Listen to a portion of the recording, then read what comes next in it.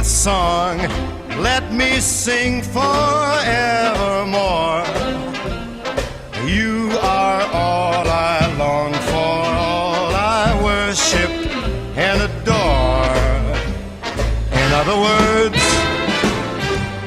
Bueno, seguimos aquí en La Fiera de mi Niña. Estoy muy bien acompañada por una de esas personas que en estos días está siendo protagonista indiscutible, y como él, muchos otros tantos secretarios generales de los sindicatos, ya saben, los sindicatos que están en plena actualidad, y más todavía después de haber conocido hoy mismo que mañana tenemos una movilización a la vista, una movilización por ese plan de ajuste presentado por el señor Rodríguez Zapatero y por este gobierno. Bueno, pues hoy vamos a presentar al secretario general de Comisiones Obreras en Aragón, Julián Buey. Julián, bienvenido. Hola, muchas gracias. Muy buenas noches. Buenas noches. Bueno, ¿cómo estamos? ¿Cómo estamos? ¿Cómo estamos? ¿Suspiramos? ¿Qué hacemos? ¿Nos quedamos en el suspiro o vamos a ir más allá? Pues de yo momento creo, algo más allá, sí. Yo creo que lo que tenemos que hacer es ir más allá, pero para solucionar los graves problemas que tiene la economía en nuestro país y las repercusiones graves que tiene para la gente.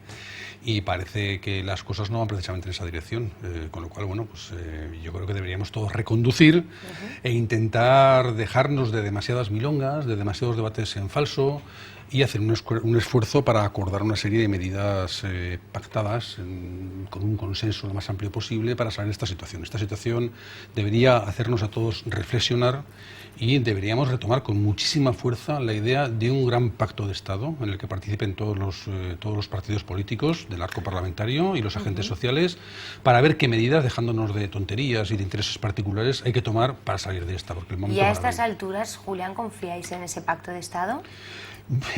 La verdad es que el grado de confianza que se tiene en la situación se va deteriorando, pero el que confiemos más o menos no quiere decir que no tengamos razón cuando lo planteamos. Yo creo que la ciudadanía lo percibe también. Cuando está asistiendo a debates a veces muy poco comprensibles, donde se manejan datos, donde asistimos a un espectáculo en el que la crisis se utiliza más como un arma arrojadiza que como la constatación de un problema serio que hay que solventar, pues a todos, a la ciudadanía, nos produce una cierta desazón. Y creo que nuestros representantes políticos y también los sindicatos y también las fuerzas empresariales deberíamos hacer un esfuerzo grande para llegar a ese pacto de Estado. Es imprescindible. Las movilizaciones anunciadas para el día de mañana, para el 20 de mayo, y esa huelga general por parte del sector público, de los funcionarios, para el 8 de junio, si no me equivoco, ¿son respuesta a qué? ¿Únicamente a ese plan, únicamente, que ya es suficiente, únicamente al plan de ajuste presentado por el gobierno? Pues ¿Es como vuestra respuesta? ¿O a la gestión general del gobierno con la crisis? Pues como se suele decir en estos casos, me alegro que me haga usted esa pregunta, porque yo creo que hay que aclarar bastante con relación a todo esto. El gobierno ha tomado un paquete de medidas, una buena parte de las cuales son una agresión general a la sociedad, a los trabajadores y a la sociedad, yo diría, ¿no? Y con una repercusión muy negativa para la economía.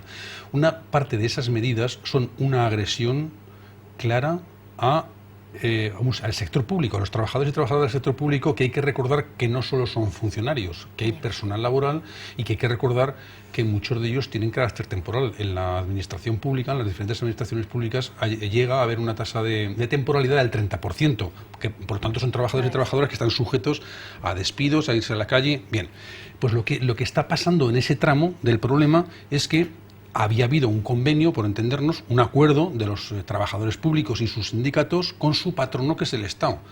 Este acuerdo se produjo en septiembre, cuando la situación de crisis económica, la gravedad y su proyección hacia el futuro se sabía perfectamente. Y en ese acuerdo, que los trabajadores del sector público y sus sindicatos firmaron con su patrono, que es el Estado, habían acordado unos incrementos salariales modestos, prácticamente nulos para este año y muy moderados para los años siguientes. Habían acordado eso, por lo tanto, un ejercicio de responsabilidad con la crisis.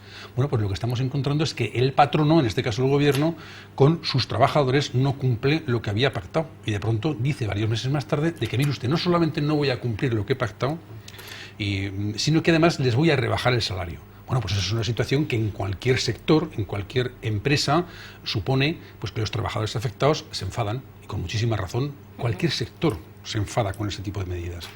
Y lo que han hecho ha sido, los trabajadores de ese sector, reaccionar convocando una huelga en el sector. Por lo tanto, lo que hay es, en esa parte del problema, una respuesta de los sindicatos, de las federaciones del área pública, donde están asociados los trabajadores del área pública, que responden sindicalmente a una agresión de la misma forma que respondería cualquier otro sindicato en cualquier otro sector. A mí me parece muy importante... Bueno, bien, lo has matizado bien. Sí, es que me parece muy importante porque no hay una respuesta general sindical como se trivializa con los funcionarios. Hay una especie que va corriendo por ahí de que mire usted cómo los sindicatos se están movilizando con los trabajadores, con los funcionarios. No, los trabajadores del sector público y sus sindicatos, sus federaciones de rama, los de su parte, los que le corresponden, se movilizan sindicalmente contra una agresión de su patrono, que en este momento es el Estado, de la misma forma que el resto, los del sector privado, nos movilizamos cuando nos toca si nos hacen algún tipo de agresión. ¿Y con el resto de medidas? Con el resto de medidas... No estáis tampoco conformes. No estamos en absoluto. Estamos muy disconformes. Habéis sido muy duros esta mañana en rueda de prensa cuando habéis anunciado la movilización de mañana.